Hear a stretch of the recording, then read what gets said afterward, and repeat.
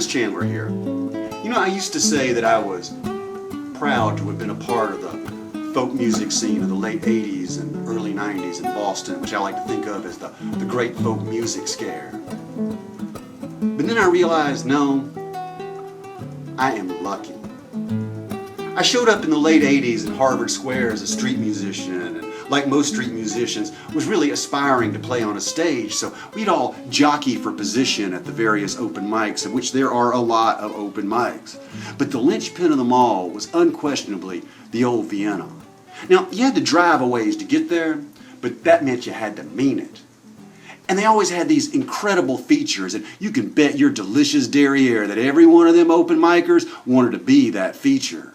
But as far as the show itself goes, for me, the thing that really held it together was this guy named Robert Haigh. I don't know, he was a DJ or a writer or something, but he seemed to know everything. He'd make these introductions like, "The last time this performer graced our stage, she sang a song about her grandmother, and let me tell you, there wasn't a dry eye in the house.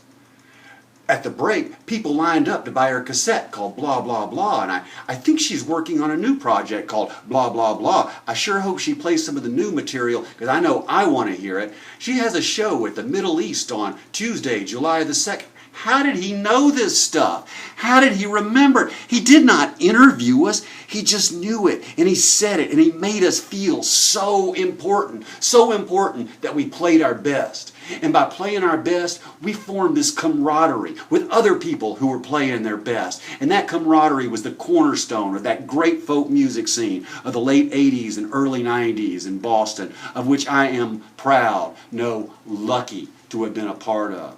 And don't get me wrong, I've been to the 7-Eleven and back. I've lived in places like San Francisco and Vancouver and New Orleans and even Austin, and been a part of their music scene, but I ain't seen nothing like it. I could name you a dozen performers that are still making their living 30 years later. That in of itself is pretty doggone impressive. So here's to you, Robert Haigh, the way you made us feel important and the contributions that you made to create this folk music scene that's still going today. Thank you, old Vienna.